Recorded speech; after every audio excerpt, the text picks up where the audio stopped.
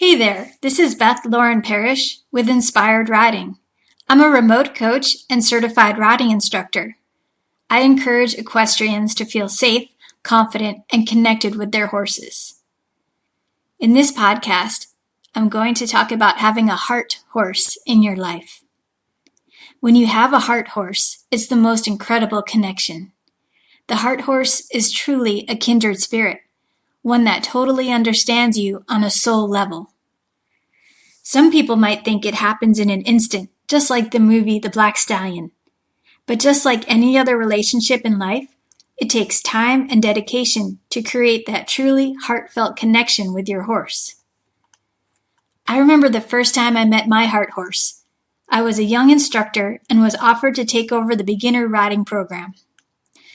I was introduced to the cutest chestnut Arabian I had ever seen.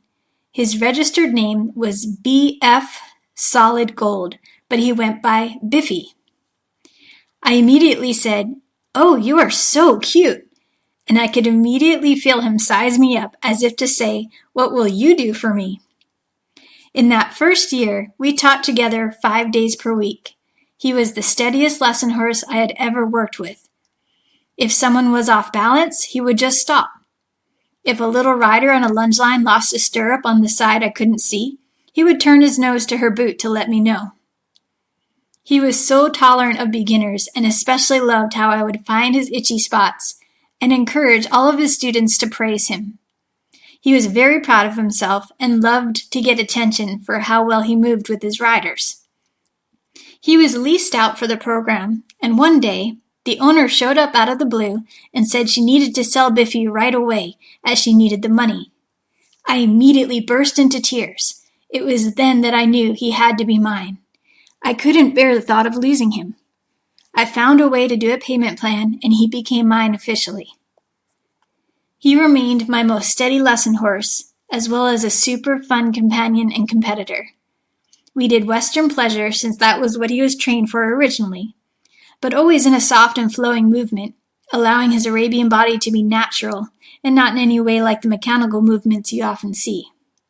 He then humored me in my jumping and dressage classes, although it wasn't his favorite.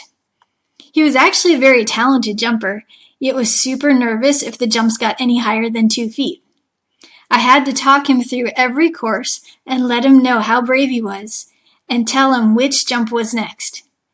I still think back to the fact that he probably only did the jumping because he knew how much I loved it. Heart horses show us their love with the tiniest gestures. They can come close and just rest their chin on our shoulder, breathe into our ear, and give us the feeling that all is right with the world. Sometimes they can be incredibly comical, even while doing the most mundane things. One day I was teaching a young girl and I was very tired with low energy.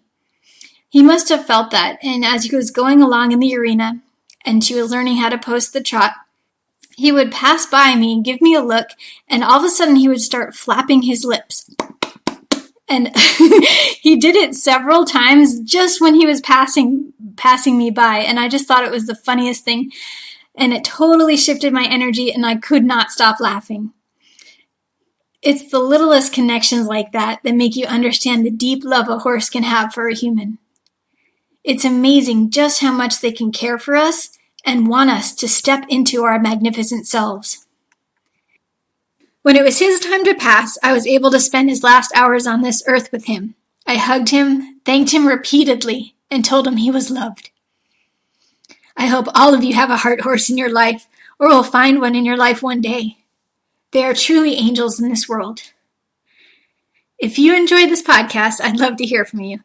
Please feel free to reach out on my website, inspiredriding.com, or on facebook.com/inspiredriding.